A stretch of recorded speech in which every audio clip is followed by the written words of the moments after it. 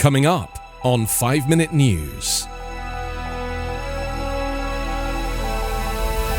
Ida's record rain floods New York area homes, subways, with at least 40 dead. Manchin seeks strategic pause on Biden bill. And Poland declares state of emergency on Belarus border amid migrant surge.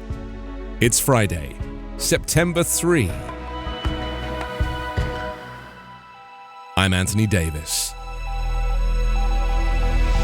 Flash flooding killed at least 40 people in the northeast as remnants of Hurricane Ida unleashed torrential rains that swept away cars, submerged New York City subway lines, and grounded airline flights, officials said on Thursday. Across large swathes of New York, New Jersey, Connecticut, and Pennsylvania, residents spent the day coping with waterlogged basements, power outages, damaged roofs, and calls for help from friends and family members stranded by flooding. At least 12 New York City residents lost their lives, and New Jersey Governor Phil Murphy said in a tweet at least 23 people from that state had perished due to the storm. Among the fatalities, 3 people were found dead in a basement in the New York City borough of Queens, while 4 residents of Elizabeth, New Jersey, died at a public housing complex flooded by 8 feet of water. Roadways were transformed into river-like torrents in minutes as the downpours struck on Wednesday night, trapping drivers in quickly rising floodwaters. In Somerset County, New Jersey, at least 4 motorists were killed, officials said. A victim in Maplewood Township, New Jersey, was swept away while he was apparently trying to remove debris from storm drains in the area, police said. The damage came 3 days after Ida, one of the most powerful hurricanes ever to strike the U.S. Gulf Coast, made landfall on Sunday in Louisiana, destroying entire communities. But the loss of life in the Northeast dwarfed the confirmed storm-related death toll of 9 in Louisiana. The New York Times reported at least 43 people had been killed across New York, New Jersey, Pennsylvania, and Connecticut.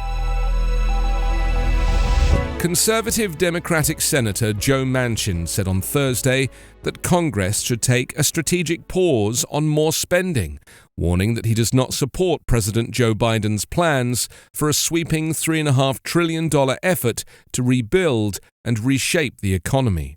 The West Virginia Democrats' pointed opposition was stronger than his past statements and taps into a grab bag of arguments over inflation, national security, and other concerns to deny Biden and his party a crucial vote on the emerging package.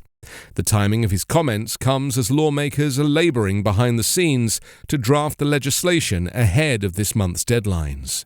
Democrats have no votes to spare as they labor to helm Biden's big Build Back Better agenda to passage in the narrowly divided Congress, where they have the majority in the 50-50 Senate because of the tie-breaking vote of Vice President Kamala Harris.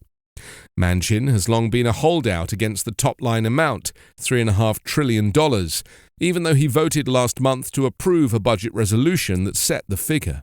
The package proposes billions for rebuilding domestic infrastructure, tackling climate change, and expanding or introducing a range of services, from free pre-kindergarten classes for children to dental, vision, and hearing aid care for seniors. All of it would be paid for with taxes on corporations and the wealthy.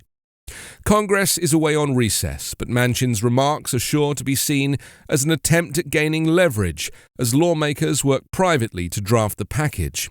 The House and Senate are negotiating the details ahead of consideration and possible votes, expected when they return later this month.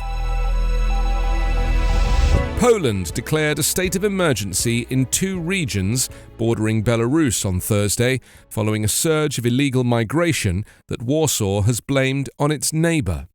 Poland and the European Union have accused Belarusian President Alexander Lukashenko of encouraging hundreds of migrants to cross into Polish territory to put pressure on the bloc over sanctions it has imposed on Minsk. The emergency order, the first of its kind in Poland since communist times, banned mass gatherings and limited people's movements in a 2-mile-deep strip of land along the frontier for 30 days, the government said. Aid groups working with migrants said there had already been an increase in Polish police and armoured vehicles in the area in recent days, and that they were worried the order would limit their work and leave refugees stranded. Poland began building a barbed wire fence last week to curb the flow of migrants from countries such as Iraq and Afghanistan. The EU imposed economic sanctions on Belarus following a disputed election in August 2020 and a crackdown on the opposition, and says Lukashenko has deliberately encouraged migrants to cross into Poland, Latvia and Lithuania in retaliation. Belarus's Foreign Minister Vladimir Makai on Thursday blamed Western politicians for the situation on the borders, Belarusian state news agency Belta reported. Rights activists have accused Polish authorities of denying adequate medical care to stranded migrants. Warsaw says they are the responsibility of Belarus. You can subscribe to 5 Minute News on YouTube with your preferred podcast app. Ask your smart speaker or enable 5 Minute News as your Amazon Alexa flash briefing skill.